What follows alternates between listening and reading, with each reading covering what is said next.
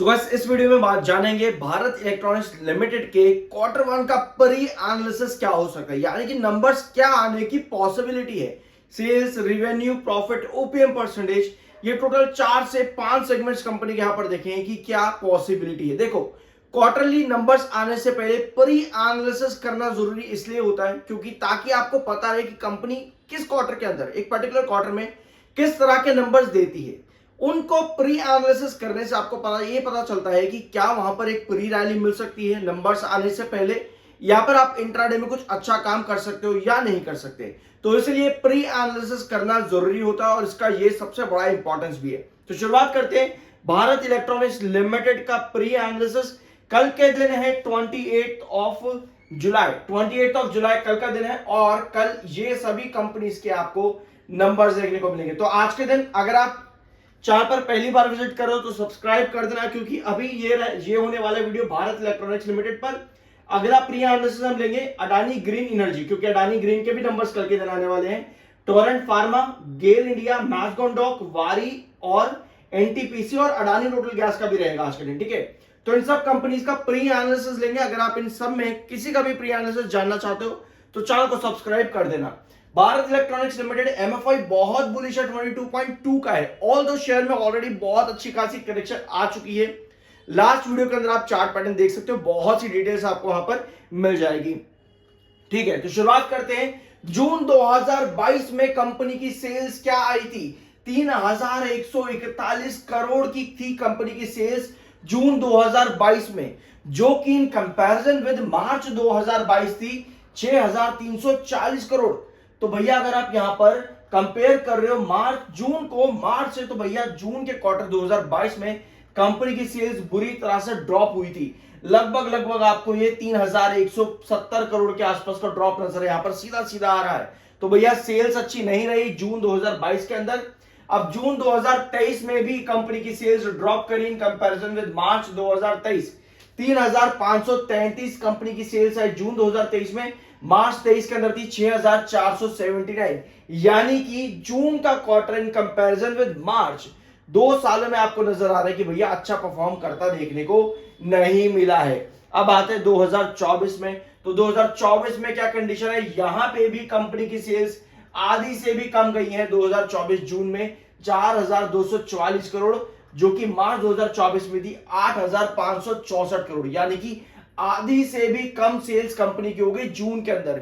यानी आपको देखो क्या पता चलता है, एक चीज, पहली चीज आपको यह पता चलती है कि मार्च का क्वार्टर कंपनी का एक बेंचमार्क आता है सेल्स में, और मार्च 2025 में भी कंपनी ने बड़ा बेंचमार्क दिया है 9150। अब 2022, 23 और 24 का डाटा देखकर के आपको एक चीज क्लियर हो जाती है कि मार्च कंपनी का बेंचमार्क होता है और जून कंपनी का वीकेस्ट पॉइंट रहता है क्वार्टरली रिजल्ट्स के अंदर, जहां पर जून कंपनी मतलब कि कॉप अप नहीं कर पाती मार्च के बेंचमार्क के साथ में।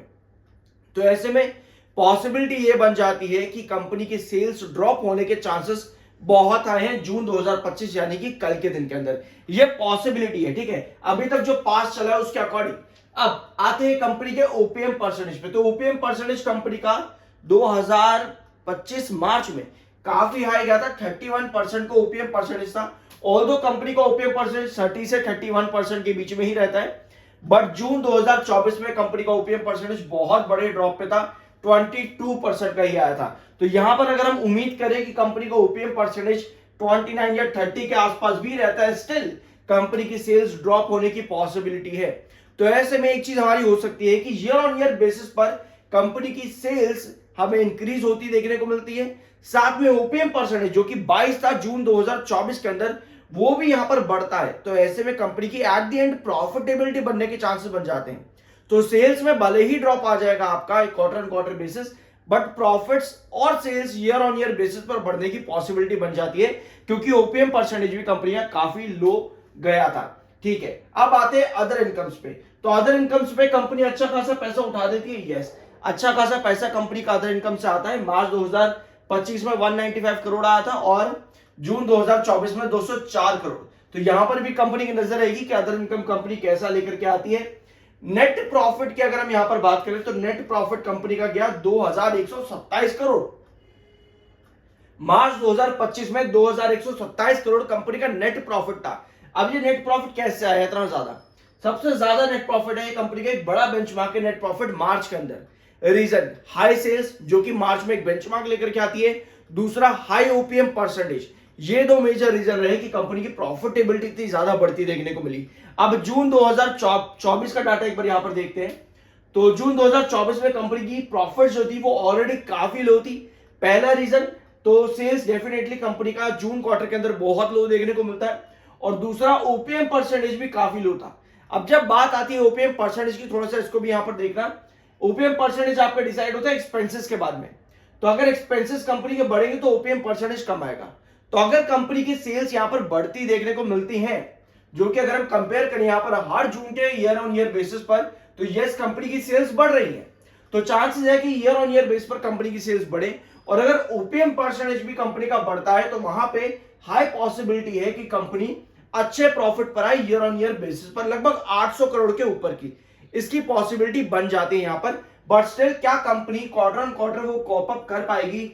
ये बहुत मुश्किल रहेगा कंपनी के लिए। बट अगर कर जाती है तो ये एक नया कंपनी के लिए बेंचमार्क रहेगा, क्योंकि जून का क्वार्टर कंपनी का पास्ट में भी हमने देखा है कि अच्छा नहीं दिखता इन कंपैरिजन विद मार्च का क्वार्टर। ठीक है, तो ये होगी आपकी क्वार्टर वन की पॉसिबिलिटीज। कल के दिन कंपनी के नंबर्स है। रीसेंट डाटा जो प्रमोटर होल्डिंग एफआईएस और डीआईएस का यहां पर आया है, यहां पे प्रमोटर होल्डिंग स्टिल उतनी ही है 51.14% जून के अंदर, और आपके डीआईएस आपके एफआईएस की जो होल्डिंग है ना, वो सितंबर 24 से लगातार यहां पर बढ़ी है जून 2025 तक। 17.27 से 17.34, 17.55, 18.56% होल्डिंग जून 2025 के अंदर। और डीआईएस की होल्डिंग यहां पर देखें तो 20.60% की है, बढ़ती है घटती देखने को मिलती रहती है, और जून 2025 में डीआईएस की होल्डिंग यहां पर थोड़ी सी कम हुई है। और पब्लिक की होल्डिंग यहां पर देखें तो भैया पब्लिक भी सितंबर 24 से लगातार बेचने पे ध्यान ज्यादा दे रही है। 11.37 से 9.70% की होल्डिंग पब्लिक की हो चुकी है। और ये सारी खरीदारी जो भी एफआईएस और डीआईएस ने बेचा ना, सॉरी डीआईएस और पब्लिक ने जो भी माल बेचा, वो सारी आपको एफआईएस खरीदती जाती देखने को मिली है। अब ये था प्री एनालिसिस बेल का, भारत इलेक्ट्रॉनिक्स लिमिटेड की क्या पॉसिबिलिटीज है कंपनी के कल नंबर आने की। आपको क्या लगता है कि कंपनी सेल्स अच्छी ला पाएगी? तो कमेंट बॉक्स में यस लिखना। अगर आपको लगता है कंपनी नहीं लेकर क्या पाएगी तो आप नो लिख सकते हो, कमेंट बॉक्स में अपना ओपिनियन रख सकते हो यस या फिर नो में। आई होप कि वीडियो आपको पसंद आया होगा। मिलते हैं अगले वीडियो में। सो गाइस, इस वीडियो में बात जानेंगे भारत इलेक्ट्रॉनिक्स लिमिटेड के क्वार्टर वन का प्री एनालिसिस क्या हो सकता है, यानी कि नंबर्स क्या आने की पॉसिबिलिटी है। Sales, revenue, profit, OPM percentage, ये टोटल 4 से 5 सेगमेंट्स कंपनी के यहां पर देखें कि क्या पॉसिबिलिटी है। देखो, क्वार्टरली नंबर्स आने से पहले प्री एनालिसिस करना जरूरी इसलिए होता है क्योंकि ताकि आपको